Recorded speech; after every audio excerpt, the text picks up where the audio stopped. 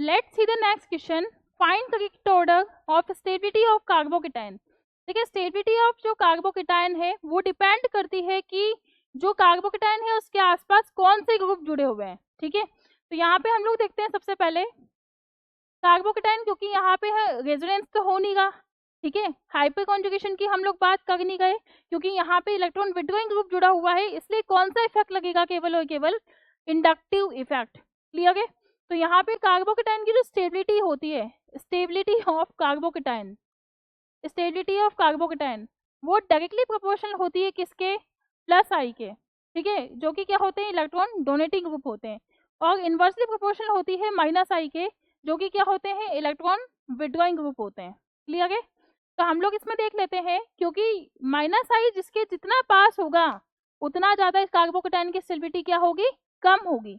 ठीक है, तो ये डिस्टेंस डिपेंडेंट होता है, इंडक्टिव इफेक्ट जो होता है वो क्या होता है, डिस्टेंस डिपेंडेंट होता है, डिस्टेंस डिपेंडेंट, डिस्टेंस डिपेंडेंट।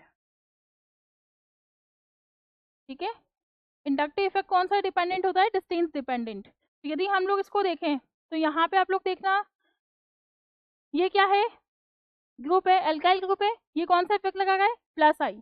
ठीक है, तो प्लस आई तो क्या कर गए, कार्बोकेटाइन की स्टेबिलिटी को बढ़ा गए। यहाँ पे आप लोग देखोगे तो सब जगह कौन सा कार्बोकेटाइन है, 1 डिग्री कार्बोकेटाइन, यहाँ भी 1 डिग्री कार्बोकेटाइन है, यहाँ भी 1 डिग्री कार्बोकेटाइन है, यहाँ भी 1 डिग्री कार्बोकेटाइन है। तो आप लोग इसमें देख सकते हो किस पे कौन सा इफेक्ट लगेगा, यहाँ पे जो Cl है वो डिस्टेंस पे कितने कार्बन के डिस्टेंस पे, 1 2 और 3।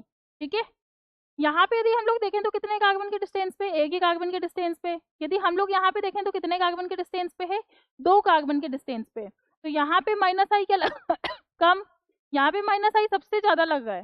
ठीक है, और यहाँ पे माइनस आई इसके कंपैरिजन में कम लग रहा है, क्योंकि यहाँ पे एक भी कार्बन का डिस्टेंस नहीं है, यहाँ पे 2 कार्बन का डिस्टेंस है, और यहाँ पे 3 कार्बन का डिस्टेंस है। तो सबसे ज्यादा जो यहाँ पे स्टेबिलिटी होनी चाहिए वो किसकी होगी, 4th की, देन फिर होगी 3rd की, देन फिर होगी ये 2nd की, देन फिर होगी 1 की, सॉरी ये फिर होगी 1 की, देन फिर होगी ये 2nd की। ठीक है, तो हमारा जो इसमें आंसर आना चाहिए वो क्या आंसर होगा, C option will be the correct answer. Clear है, तो ये क्योंकि इंडक्टिव इफेक्ट डिस्टेंस डिपेंडेंट होता है, तो सबसे पहले तो हम ये पहचाने कि बेसिकली हम कार्बोकेटाइन की स्टेबिलिटी रेजोनेंस के हिसाब से निकालनी है, हाइपर कॉन्जुगेशन के हिसाब से निकालनी है, या फिर हमें इंडक्टिव के हिसाब से निकालनी है। ठीक है, इंडक्टिव के हिसाब से हम लोग जब निकालते हैं जब रेजोनेंस और हाइपर कॉन्जुगेशन दोनों ही अप्लाई नहीं होते, उस कंडीशन में हम कौन सा इफेक्ट लगाते हैं, इंडक्टिव। ठीक है, तो ये आपका option C will be the correct answer.